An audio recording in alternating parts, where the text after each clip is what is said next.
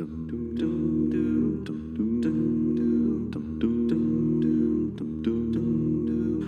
now my senses and hear the earth's call.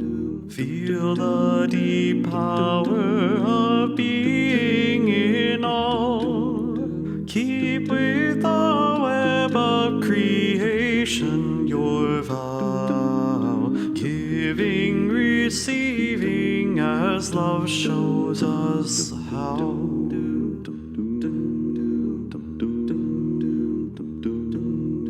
Wake now my reason, reach out to the new. Join with each pilgrim who quests for the true. Honor the beauty and wisdom of time. Suffer thy limit and praise the sublime.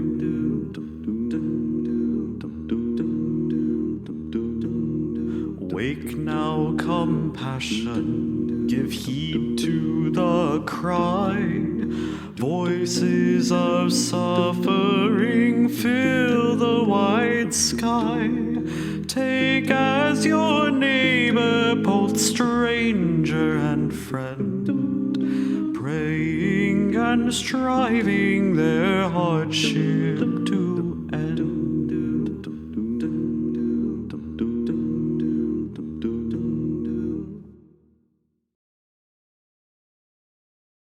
Good morning and Happy New Year. I am the Reverend Patricia Guthmann Haresch, and it is my pleasure to welcome you to this morning's Unitarian Universalist Church of Lancaster's New Year's Day program. Today is the 8th of the 12 days of Christmas, so you have 4 more days to put Christmas back in a box. No guilt. For at least 4 more days if you still have your decorations up. It's still the 12 days of Christmas, and it's the Shinto New Year, and it's also the last day of Kwanzaa. I hope you have enjoyed the holidays. This morning I welcome you to my home and at my table as we engage more deeply with the Unitarian Universalist Service Committee's Guest at My Table program. We come together at UUCL to nourish the spirit, connect in love, and act for justice. We welcome you this morning just as you are, whatever your heritage, whatever your faith, whomever you love, however you identify. Today you are part of this spiritual community. And if this is your first time joining in one of our services, may you find that this place will be your spiritual community too. Let us acknowledge in this sacred space the truth of the land beneath and around us. If you reside in Lancaster County, you are on land once inhabited by people known as the Susquehannock and Conestoga. Here where I live in Montgomery County, of Maryland, numerous indigenous peoples are recognized. The Ocohannock,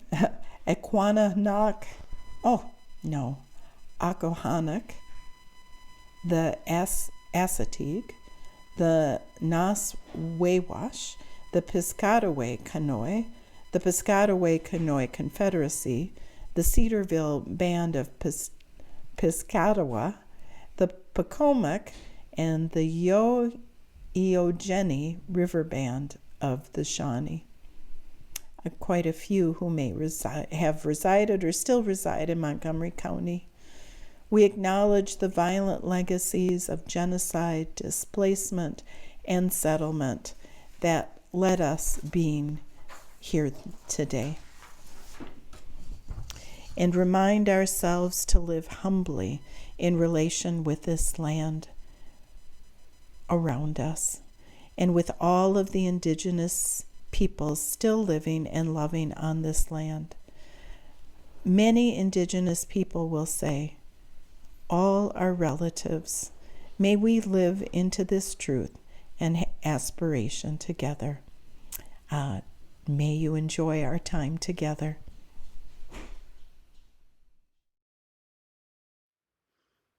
Hello, my name is Lenore Bijar-Dukes. My pronouns are she and her, and I serve this congregation as your Director of Lifespan Faith Development. And it is my pleasure to invite you, if you have a chalice nearby, to take your chalice into your hands. If you didn't bring a chalice, you can also create a cup of light with your hand and take in these words. For the new year, just days old, beginning today, always beginning, we light our chalice, symbol of faith, perseverance, and hope. In astonished thanksgiving and irrepressible praise. For beginnings that emerge out of endings, appear amidst continuity, become visible in hindsight, we light our chalice, symbol of faith, perseverance, and hope, in astonished thanksgiving and irrepressible praise. For all the times and all the ways we have begun anew together, we light our chalice, symbol of faith, perseverance, and hope, in astonished thanksgiving and irrepressible praise.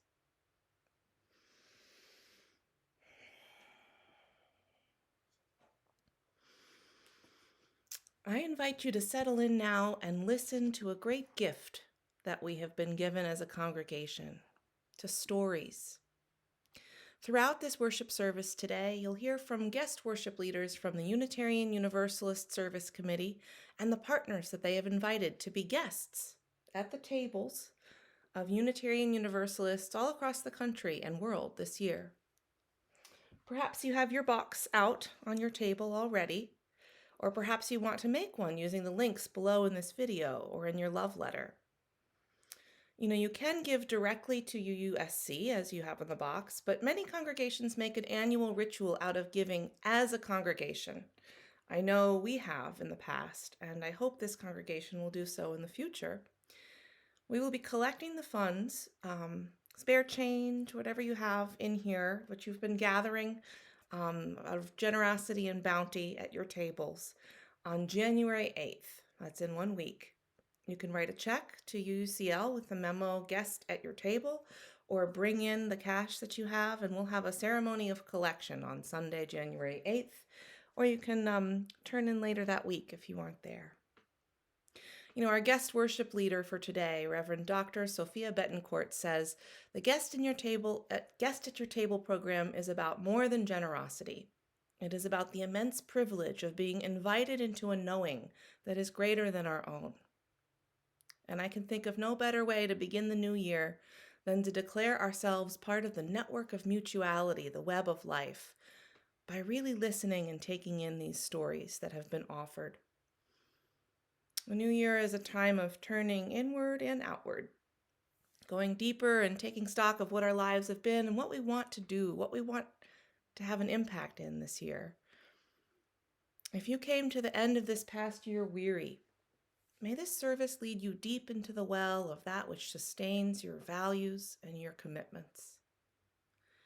If you came overwhelmed by a barrage of news, or even from a break from it, may you find some curated stories today that your faith community, the larger UU global community, has taken the time to gather and say, look, here, see, this is worthy of attention.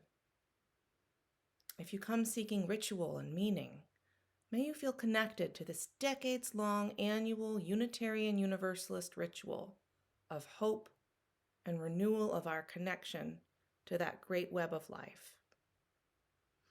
And if you come seeking connection, may you learn new ways in which you are already connected and renew your sense of intertwined fates.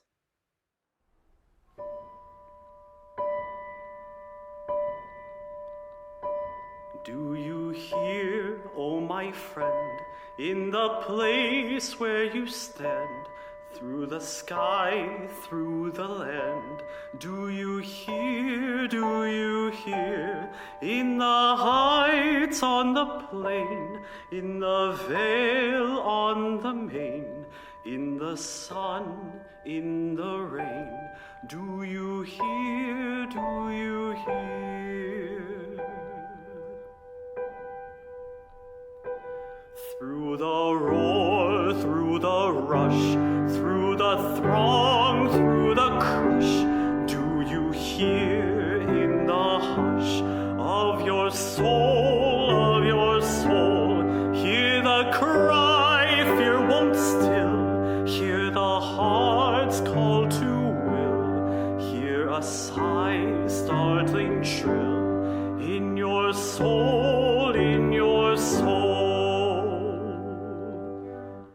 From the place where you stand to the outermost strand, do you hear, oh my friend? Do you hear, do you hear? All the dreams, all the dares, all the sighs, all the prayers, they are yours, mine and theirs. Do you hear, do you hear?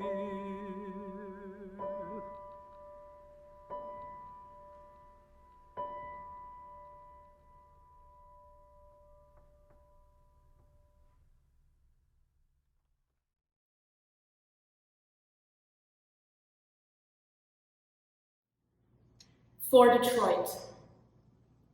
There are birds here, so many birds here, is what I was trying to say when they said those birds were metaphors for what is trapped between buildings and buildings. No, the birds are here to root around for bread the girls' hands tear and toss like confetti. No, I don't mean the bread is torn like cotton. I said confetti. And no, not the confetti a tank can make of a building. I mean the confetti a boy can't stop smiling about. And no, his smile isn't much like a skeleton at all. And no, his neighborhood is not like a war zone. I'm trying to say his neighborhood is as tattered and feathered as anything else, as shadow pierced by sun and light parted by shadow dance as anything else. But they won't stop saying how lovely the ruins, how ruined the lovely children must be in that birdless city.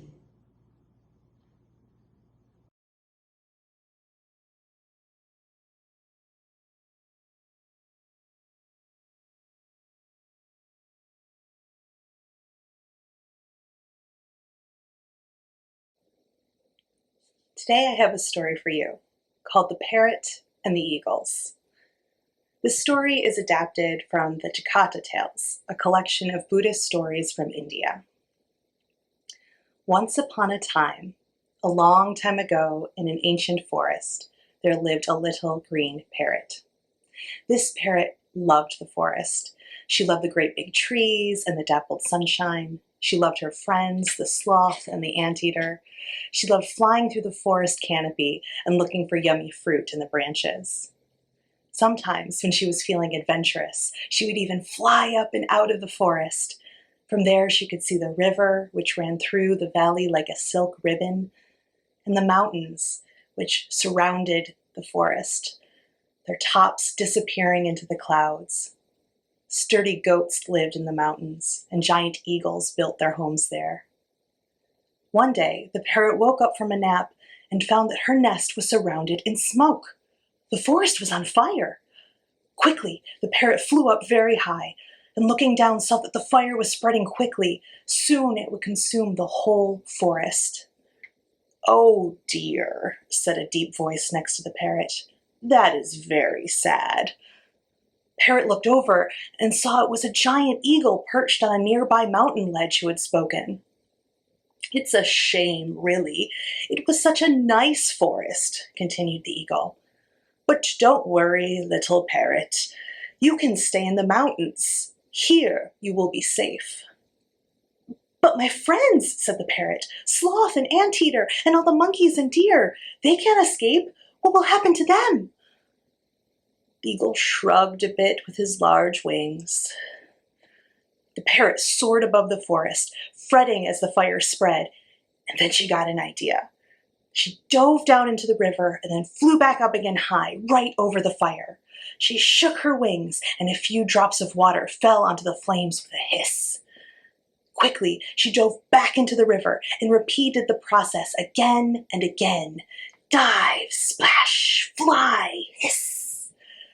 With all this strange action, it caught the attention of some of the other eagles who joined the first eagle on the mountain perch. After watching several rounds of the parrot diving and flying, putting out a little flame here and there, one of the eagles shouted, "That will never work. Can't you see it's useless? Your wings are too small. You should give up."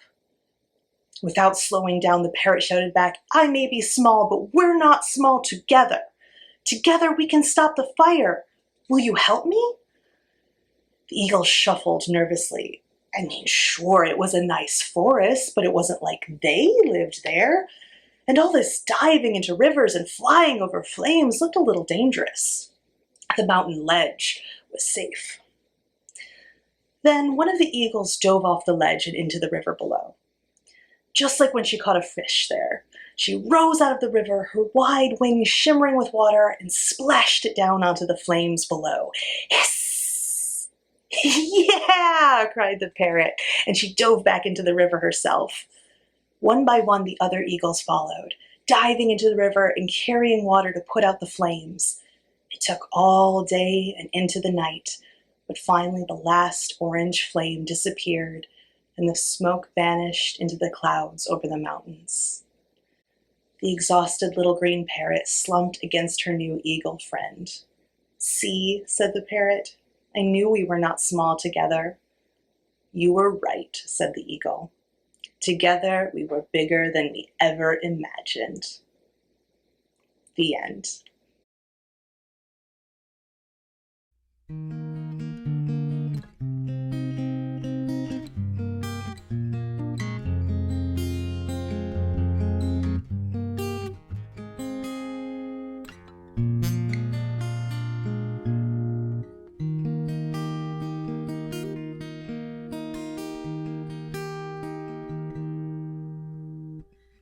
We would be one, as now we join in singing our hymn of love, to pledge ourselves anew to that high cause of greater understanding of who we are and what in us is true.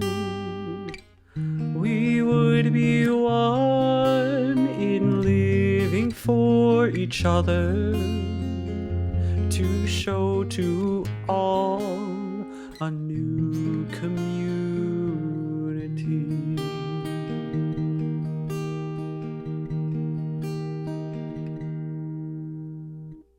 We would be one in building for tomorrow a nobler world than we have known today.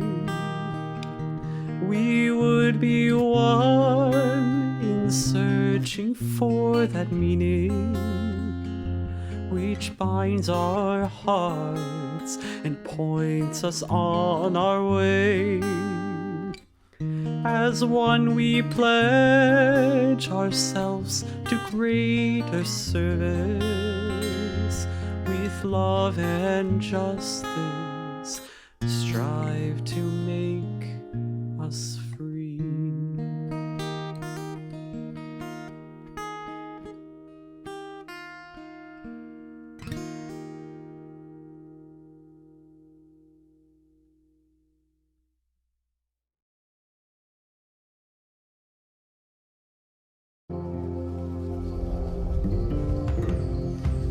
I was born and raised in Rwanda. During my lifetime, our temperature has increased far more than the global average. This was not driven by us. People in the least developed country, like mine, emit 35 times less carbon than those in high-income countries. Rwandans rely heavily on the land, and we are used to coping with the long rainy season and the challenge of our mountainous landscape. But climate change is making things worse, and we are being pushed beyond our ability to adapt, rain, erode soil, and kill livestock. Land degradation affects the whole community, displacing thousands. My family had a small and cozy home, but like so many others, had to live with just their clothes and bags, forced to move to a communal house. The last period of intense rainfall lasted for 5 months. It destroyed roads and health centers, leading to over 130 deaths. These damages are profound. These losses are irreversible. Climate change disproportionately affects rural girls and women. Daily tasks such as collecting water and cooking wood are made increasingly difficult by droughts and floods that wash away agricultural income, leaving them with nothing. Youth-led climate action can bring these stories of loss and damage that go unseen and unheard to the fore. We have the power and the knowledge to develop solutions, but we need the right financial support. Our call is for developed countries of the world to listen and to act.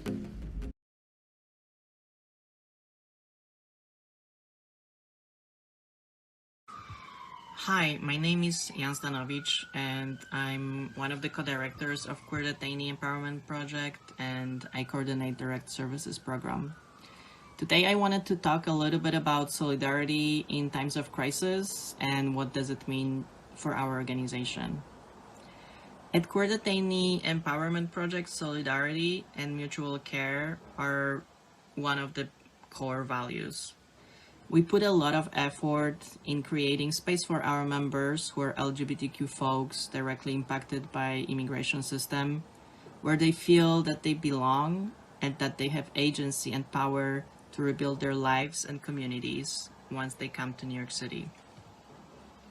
Solidarity means to us various things, from daily peer support, where members support each other during hard emotional situations like court hearings, loss of someone that they loved, to transphobic or homophobic violence, writing letters to our members who are still in detention, as well as during happy moments, moments of victory, when they got released and are messaging us from outside, when they finally received their work permit or won their asylum, or just when they share daily messages on our WhatsApp group saying, "Good morning, hope you all are going to have a great day," and they are sharing a funny meme.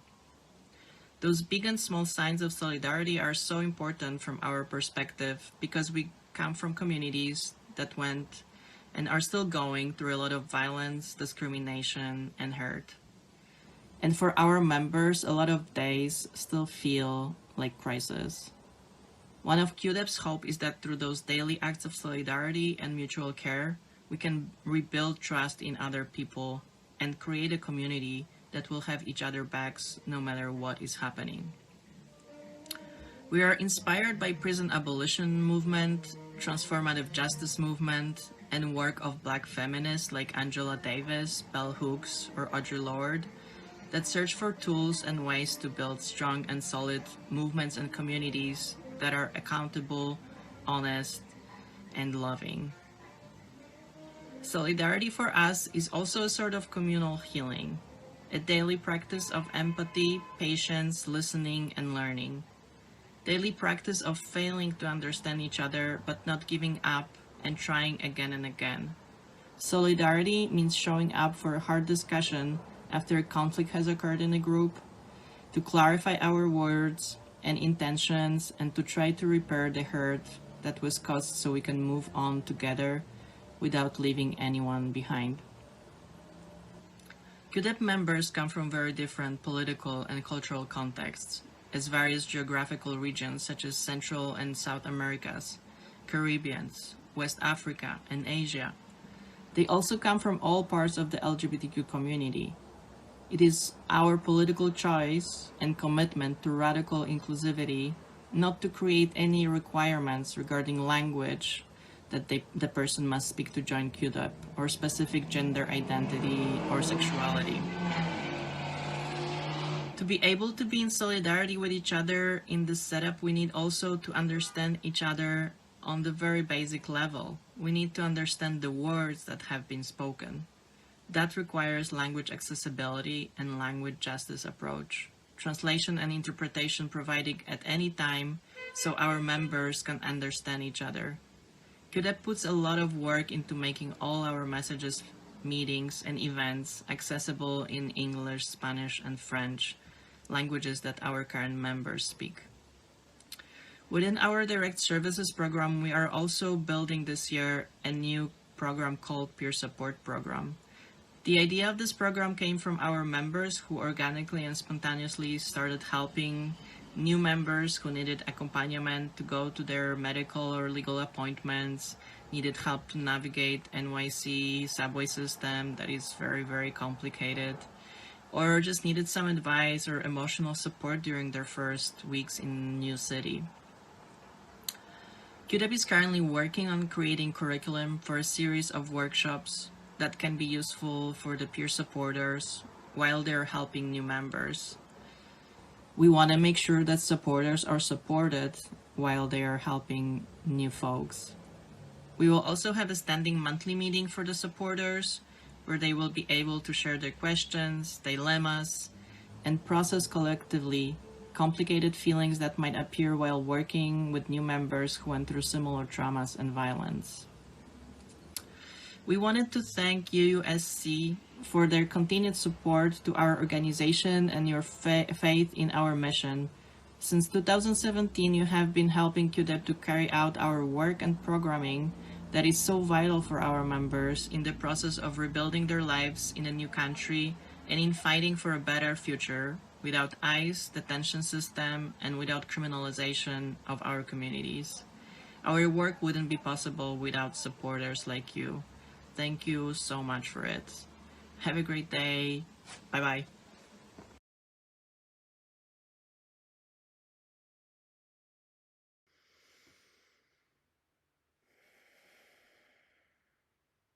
Thank you. Thank you, Ian Stanovich and Ineza Umahosa Grace, for your stories, for your presence, for being at this virtual table with this congregation today, and for your work for your communities and in the world. I invite us to pause now and take in the stories that you've heard here, to take in also the stories that may have been coming up for you during this worship today. Whatever you're bringing to the table this Sunday, this new year, let us pause and take a centering moment, accompanied by our own Eli Sauls' Spirit of Life.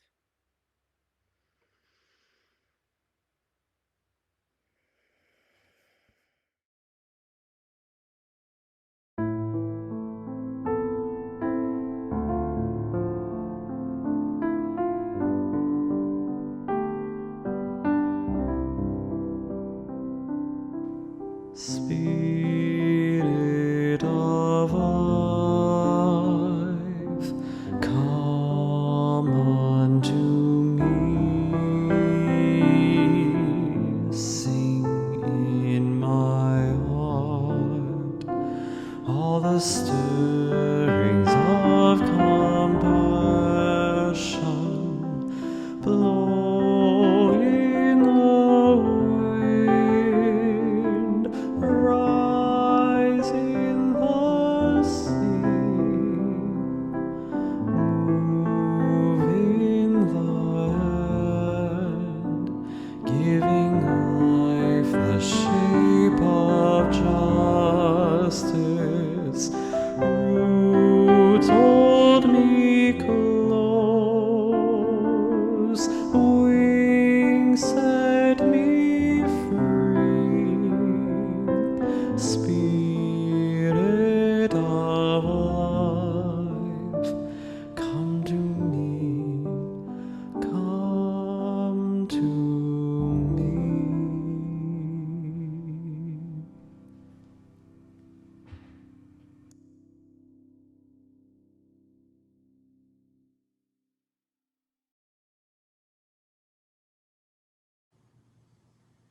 I remember the day I learned there was little difference between pigeons and doves other than the arbitrary value we place on them. Both names describe a family of over 300 types of birds with round bodies, short necks, and thin beaks. And we tend to use the word dove when we mean a white feathered bird that is slightly smaller, which to us represents peace, blessing, and even a physical representation of the Holy Spirit. As a child in New York City, I was taught that the most prevalent birds among us, pigeons with darker feathers and larger bodies, were rats with wings. My apologies to the rats, which are quite lovely, intelligent beings. People often try to kick pigeons in New York, and not even the most dedicated bread sharers in Central Park convinced me otherwise. It took a voice with authority, that of my science teacher, to make me question who got to decide that doves were sacred and pigeons, rounder and darker like me, had less value. Paul Sweet, collection manager for the Department of Ornithology at the American Museum of Natural History, says the difference is actually about language, with the two words coming from different parts of the world and our usage being more about personal preference than anything else. And there are birds in New York City, just like in Detroit. So many birds that might bring joy to children, if only we will let them. There is a power in every voice, claiming on its own terms what is most needed in this life and what is worthy of praise. Each year, Guest at Your Table ushers in a season of generosity in Unitarian Universalism that is worth celebrating. We are invited every fall to participate in the ways our Unitarian Universalist Service Committee centers the voices of our partners around the world in promoting human rights for themselves. We get to participate in the wisdom that knows liberation is found in everyday moments of living and must be experienced in those same moments so that we may be sustained in the work of justice. The splendor and potential of a small child feeding birds in Detroit is best understood by a Black poet also from Detroit, who knows the inherent beauty and struggle of his city. Those winged loved ones with darker feathers and substantial bodies burst through stereotypes of devastation, transforming pity into power and possibility. Their value is priceless, just like the 2 small coins that a widow in Scripture placed into an offering box. I was reminded this year in a chapel service at Drew University's Theological School that Guest at Your Table is not the only program that offers or offered to us boxes to collect our contributions in a season of generosity. Many Christian churches would teach their members about the 12th chapter of Mark, where Jesus is in the temple teaching his followers by telling them stories. The chapter closes on a moment where he is watching those gathered as they deposit their financial offerings. We are told that those with great wealth gave in large amounts, and then a widow offered 2 small coins, the smallest of coins. We might imagine them to be pennies. Jesus calls his followers to him to emphasize that this woman has given more than anyone else in the community because she donated everything she had. In our kindred liberal Christian churches, families were sent home with a widow's box to make their own offerings, and to learn from this scriptural teaching. I want to pause and acknowledge that this is a story that too often was told in a way that silences the voices of those most impacted by economic inequality. It draws on pity to inspire us to grow in our generosity. But today, those communities emphasize that this story is not about generosity. It is instead about injustice. And I would say that Guest at Your Table is about more than generosity. It is about the immense privilege of being invited into a knowing that is greater than our own. In the beauty of urban birds and the immense impact of a widow's offering, I find insistent voices of power and possibility in the face of injustice.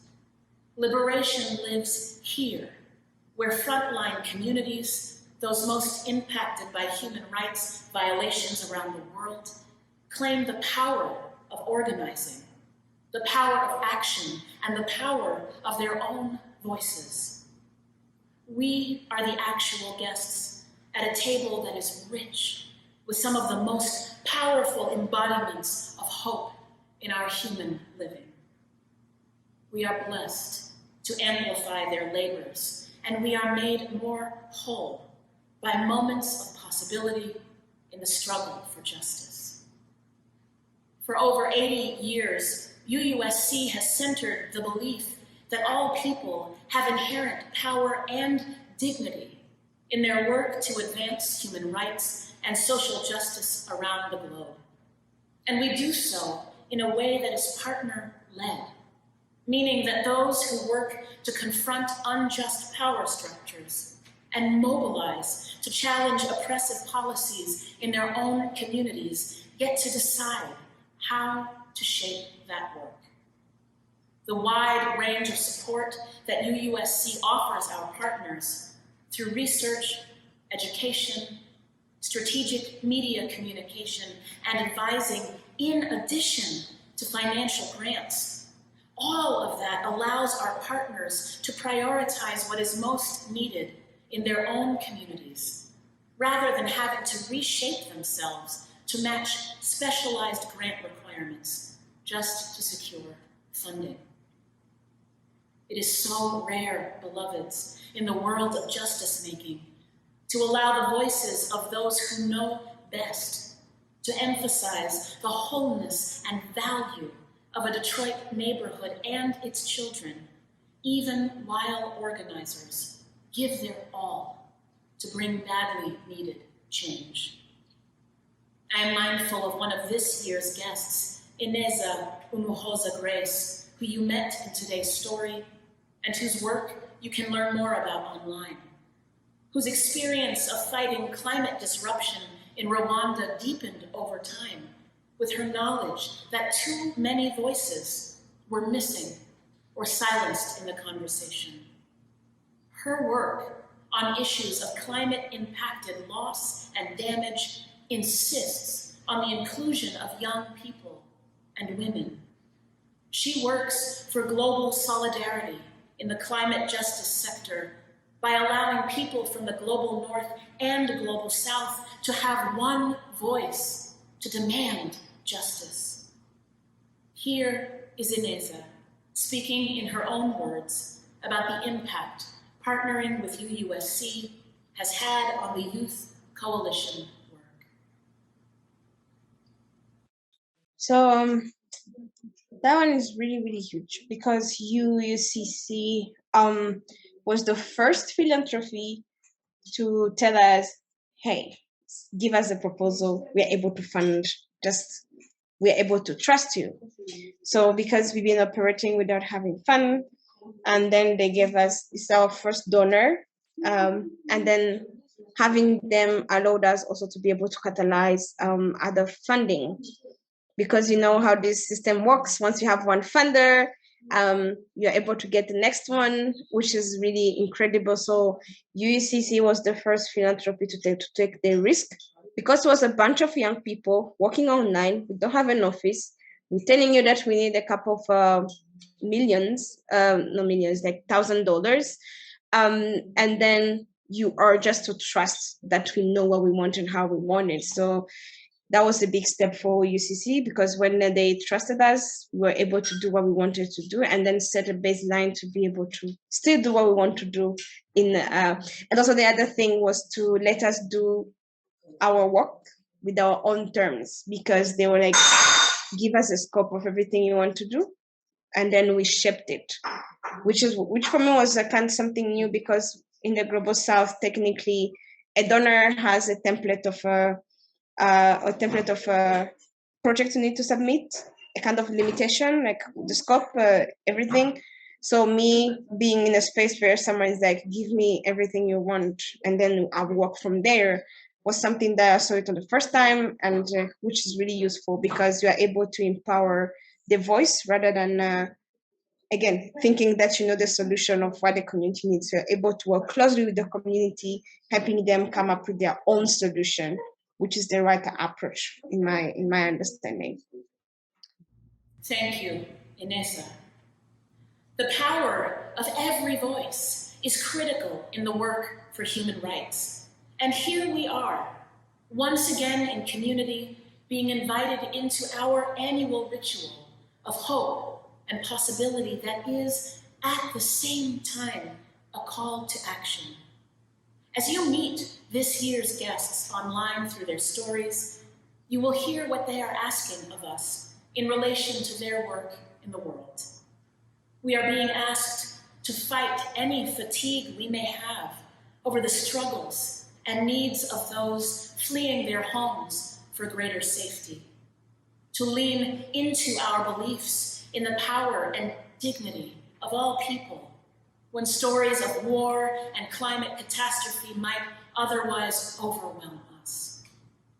Our guests are asking that we grapple with the devastating realities of genocide in Burma and in other parts of the world, and that we join our voices with those who cry out at injustice.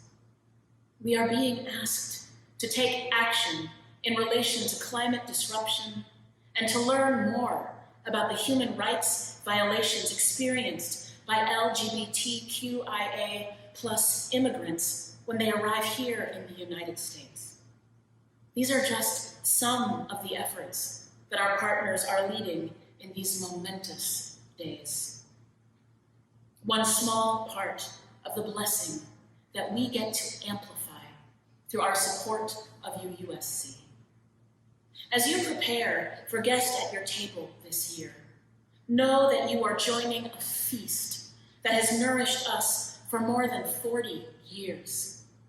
This program is the primary way that our congregations support the incredible work that our UU Service Committee does in all of our names. When we partner with UUSC, we empower UUSC to partner with those who know best what their own communities need in these incredibly difficult times. Throughout my ministry, I have heard that all of us are needed in the work of promoting human rights. May this annual practice serve as an immense blessing, like the release of a giant cloud of birds that startles our spirits into remembering to hope anew. Be they pigeons or doves, may our offerings remind us that our commitments and our actions are how we live our Unitarian Universalism in the world. And may we follow the leadership of our guests in making this world anew. May it be so. Amen. Ashe. And blessed be.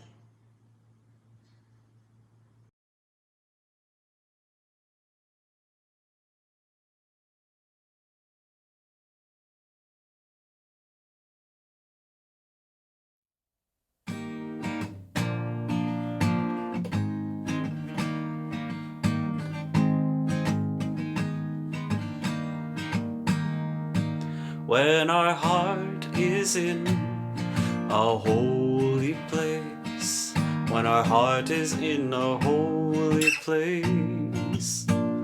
We are blessed with love and amazing grace, when our heart is in a holy place.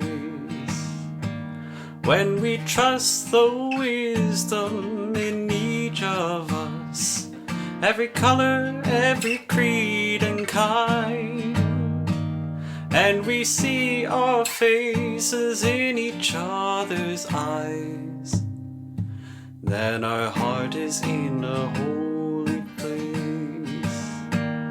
When our heart is in a holy place, when our heart is in a holy place, we are blessed with love and amazing grace, when our heart is in a holy place. When we tell our story from deep inside, and we listen with a loving mind, and we hear our voices in each other's words, then our heart is in a holy place. When our heart is in a holy place, when our heart is in a holy place, we are blessed with love and amazing grace, when our heart is in a holy place. When we share the silence of sacred space, and the God of our heart stirs within, and we feel the power of each other's faith, then our heart is in a holy place. When our heart is in a holy place, when our heart is in a holy place.